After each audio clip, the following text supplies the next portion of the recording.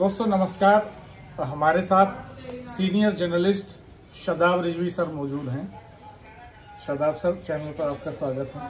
शुक्रिया बहुत बहुत रविंद्र जी, आपकी कोशिश को भी आपका भी स्वागत। आपके पास किस्से कहानियां बहुत हैं सर, तो मैं चाहता हूं कि आप दो किस्से आज हमें सुनाइए, एक कोई रोचक किस्सा और एक गंभीरता वाला कोई किस्सा। अच्छा, तो आप फंसाना चाहते हैं नहीं, मैं आपके पास जो खजाना है उसमें से कुछ लूट लेना चाहता हूँ। दरअसल खजाना तो रविंद्र जी क्या होता है, अपने पास नहीं होता है, वो तो संजो के रखा रहे तो अच्छी बात है। कहीं ना कहीं बड़े बूढ़ों से, तजुर्बे से, लोगों के साथ उठना बैठना, किस्सा तो कहीं से बनता है जब कोई इंसिडेंट हो जाता है जी। कोई गंभीर हो जाता है, कोई हादसे हो जाता है, वो कुछ भी हो सकता है जी। खैर, अब आपने कह दिया तो मैं कोशिश करता हूँ, शायद मेरे कुछ याद आ रहा है। मैं आपको दो ऐसी चीज़ें बताऊंगा व्यक्तित्व से जुड़ी। अब मैं जब ये व्यक्तित्व की बात करूँ, थोड़ा गंभीर सा मैंने मुद्रा बनाया। पहले आप रोचक वाला हाँ बताऊंगा, मैंने कोई गंभीर सी मुद्रा बना दी, क्योंकि व्यक्तित्व में यही नहीं कि हम व्यक्तित्व बनाने में हम गंभीर भी हो सकते हैं और हम हास्य के साथ भी आगे बढ़ सकते हैं और व्यक्तित्व भी निखार सकते हैं। तो मैंने जो पुराने लोगों से, बड़े लोगों से या किताबों से या जो भी मेरा तजुर्बा वो देखा, मैंने एक दो छोटे छोटे किस्से मेरे याद आते। इत्तेफाक से बड़ी अच्छी बात है, आपने दो में ही कहा, ज़्यादा मत फंस जाता, मैं दो में ही सुना देता हूँ। देखिए, एक चीज़ अपनी बात को शालीनता से कहना, रोचक चीज़ को बहुत शालीनता से पेश कर देना, सामने वाले से जो काम आम तरीके से समाज का इंसान झगड़ के करता है उसको आप बहुत ही पोलाइटली, शराफत से, मजाक के साथ, और सामने वाला सुने तो मजाक लगे, तुमने गंभीरता दिखाई और आपका काम भी हो गया। तो मैं बहुत छोटा सा रोचक किस्सा सुनाता हूँ। एक कवि के साथ में कि मैंने देखा सुना था कि गुजरात के बारे में वो खासकर जुड़ा हुआ था मामला, हालांकि तो वो उनका कहना ये था कि गुजरात का जो इंसान होता है वो कभी ज़्यादा गाली वाली नहीं देता और अपनी बात को बड़ी शालीनता से निकाल भी लेता है, काम भी निकाल लेता है, वहाँ के लोगों के बारे में कहा भी जाता है। तो एक किस्सा में देखो, ट्रेन से जुड़ा हुआ कहता हूँ जी। हुआ ये कि एक शख्स थे, बुजुर्ग थे, वो ट्रेन से जा रहे थे, कहीं दूर लंबा सफ़र था, दिल्ली से गुजरात मान लीजिए जा रहे थे। तो रास्ते में क्या हुआ कि उनको वॉशरूम जाना था, हाजत हुई, होती है, इंसान है जी। तो चले गए। जैसे वो मिनट, 2 मिनट, 4 मिनट बाद वापस लौटे तो जो सीट उनकी थी उस सीट पे एक दूसरे शख्स बैठे थे और वो थोड़े से नई उम्र के थे। अब वो जिनकी पहले सीट जो बुजुर्ग थे, उनके दिमाग में ये दुविधा आ गई कि मैं, जवान आदमी है, मैं इसको कैसे उठाऊं, नहीं उठा तो कैसे उठेगा, सीट में बगैर जा नहीं सकता, पैरों में मेरे जान नहीं, और ये जवान आदमी, इसको इसने मुझे जाते हुए देखा, ये खड़ा हुआ था बहुत देर से और ये फिर भी इसने ऐसी हरकत की।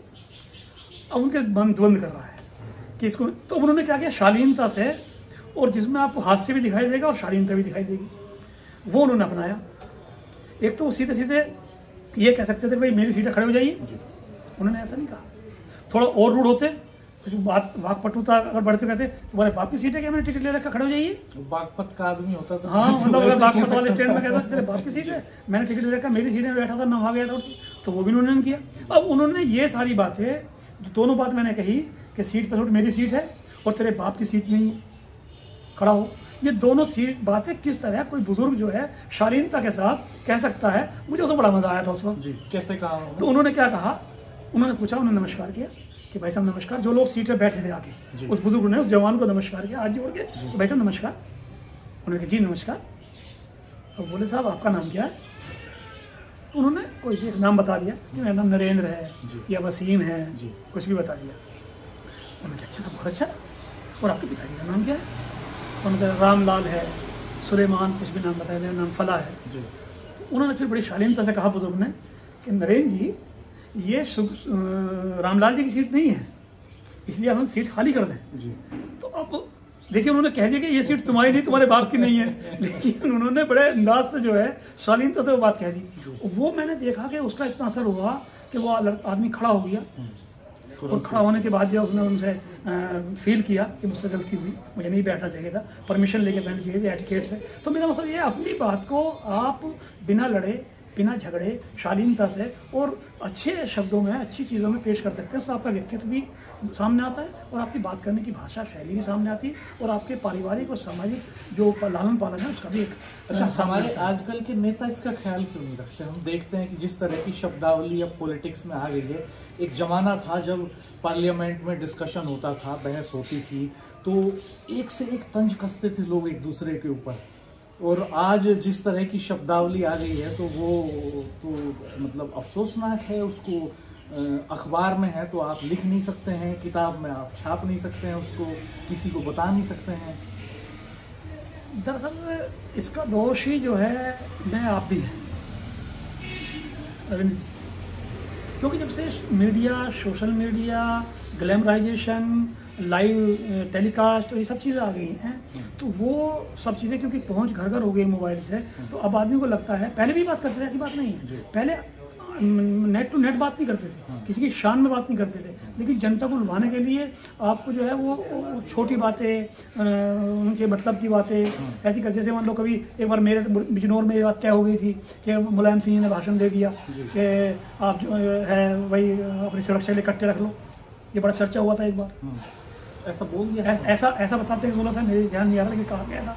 अब अगर ऐसा कहा गया था तो इसलिए कहा गया था ताकि लोगों को जो है वो उनको सिंपैथी हो, भाई वो तो हमारी सुरक्षा के वास्ते कर रहा है। जैसे राजनाथ सिंह जैसे जुगाड़ किया था, जैसे अलीगढ़ उसमें बारे में चर्चा है, हरियाणा के मेवात के बारे में चर्चा है कि देवीलाल जी या ओम प्रकाश चौटाला कोई मुख्यमंत्री थे, और क्योंकि मेवात जो है वो मुस्लिम डोमिनेटेड एरिया है, इसमें क्रिमिनल के बारे में बहुत कहा था। एक बार एक एसएसपी ने बोर्ड लगवा दिया था, ठगों से सावधान, और बाकायदा फिर एजिटेशन हुआ, वो हटे, लेकिन वहाँ क्रिमिनल ज्यादा जो है वो नकली सोना, फला, ये वो ठगी, काफी बदनाम जगह रही है, ठगी भी इस समय जामताड़ा की तरह। तो वहाँ भी एक बार क्या हुआ कि वहाँ जेल बन गई।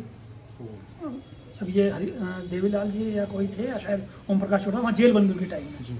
जब वहाँ गए तो लोगों ने एतराज किया कि हमने जेल बनवा दी, ऐसे नहीं होना चाहिए। जेल और पुलिस थाना खुलना, बच्चे साहब हो जाएंगे, हम बुरा मानते समझ, सब बुरे हो जाएंगे, तो अब तो कहाँ जाएंगे लोग, हाँ, तो उन्होंने बताते हैं ऐसा, कहाँ तक सच है, क्योंकि उसमें तो सोशल मीडिया नहीं था, वीडियो नहीं है, कि बताते हैं वहाँ के लोग। मेरे एक आसिफ मियाँ थे, बैंक में थे, उन्होंने एक बार मुझे किस्सा सुनाया, जब गुड़गांव का इंचार्ज था मुरझाला, तो उन्होंने मुझे बताया था उस वक्त कि उन्होंने बयान दिया मन से कि भाइयों तुम लोगों के पास अत्याचार होता है तुम्हारे साथ, पुलिस तुम्हें बहुत परेशान करती है, छोटी छोटी बातों में तुम्हें जेल भेज देती है, जेल की जो वो होती है जिंदगी बड़ी कष्टदायक होती है, मैंने इसलिए जो है कि बाहर ना जाना पड़े, मैंने आपके यहाँ जेल बनवा दी, मैंने नए नए भवन बनवा दिए, आपको कोई परेशानी नहीं होगी, खाने की पीने की सब चीज़ें जो जाएगा, खाना सबको मिलेगा, पानी सबको मिलेगा, तो इस बात पर महतालियाँ मच गई। तो पहले लोग रहते थे दूसरे सामने वाले को अपनी तरफ अट्रैक्ट करने के लिए, अब आता है व्यक्तिगत रूप से आ जाते हैं, और वो चीज़ें जो है हमारी भाषा शैली जो है वो कटुता पैदा कर रही है। आप देख रहे हो कटुता पैदा से क्राइम भी बढ़ रहा है।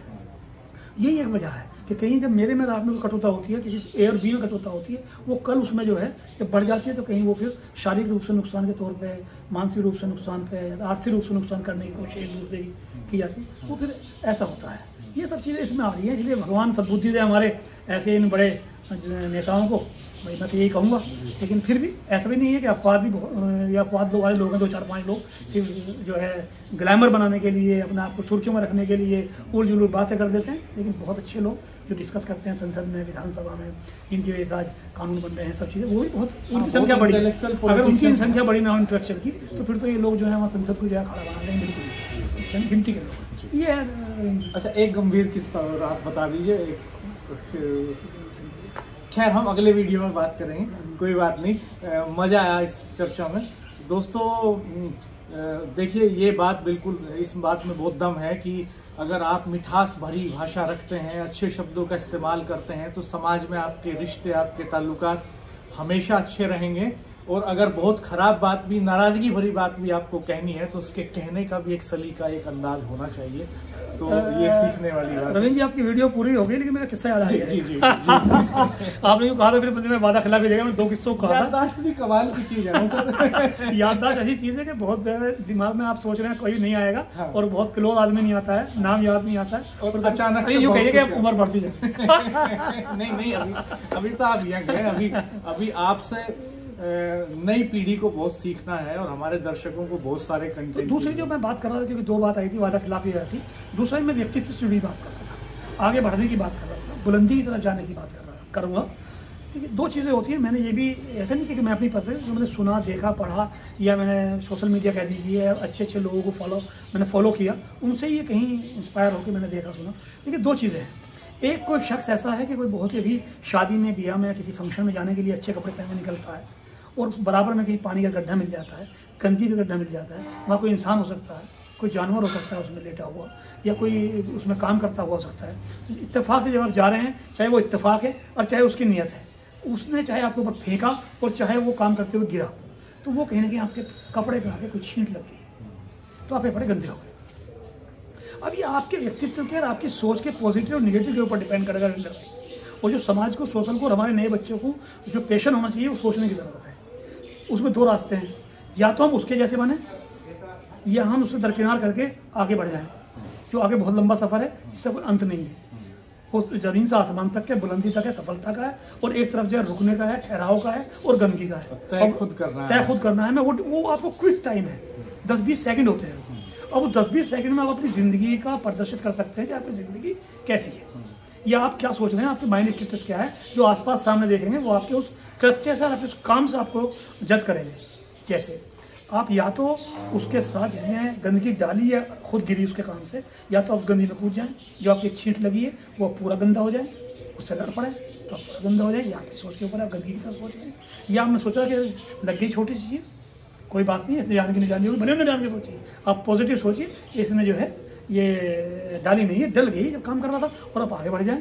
और जो आपका काम आगे जो टारगेट था आपका कि 10 बजे जाना है और 9:30 बजे घंटे, आप 10 बजे वहाँ पहुँच गए, और अगर आपने वहाँ जाके ये बात पता चली तो जो सामने वाला है वो कहीं ना कहीं आपके बड़प्पन को सोचेगा, देखेगा। जो काम आप करने जा रहे हो, मेरी अपनी सोच है, उसमें कहीं आपको आसानी हो जाएगी और आपका व्यक्तित्व कहीं ना कहीं बड़ा हो जाएगा। तो हमें व्यक्तित्व को भी देखना है, अपने सोच को भी सोचना है, हमें समाज को भी देखना है, हमें सामने वाले को भी देखना है। तो हमें टाइम को उस वक्त देखना था कि हमें महत्वपूर्ण अपने आप को गंदगी करना है, अपने आप को गंदा पैदा करना है, समाज के तौर पर हमें अपने आप को खराब साबित करना है, नेगेटिव साबित करना है, या हमें आगे बढ़ के पॉजिटिव साबित करना है। जो सामने वाले इससे काम करना है उसकी सोच ही बदलनी है कि नहीं, हम डेडिकेटेड हैं काम के लिए, हमारे लिए आप महत्वपूर्ण थे, हमारे लिए वो काम रोकने वाला जो था वो महत्वपूर्ण है। ये हमें सोचना पड़ेगा। ये वाकई आपने कमाल की बात कही सर।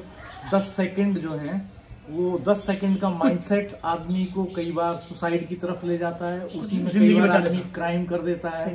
तो वो 10 सेकंड बहुत इंपॉर्टेंट है दोस्तों।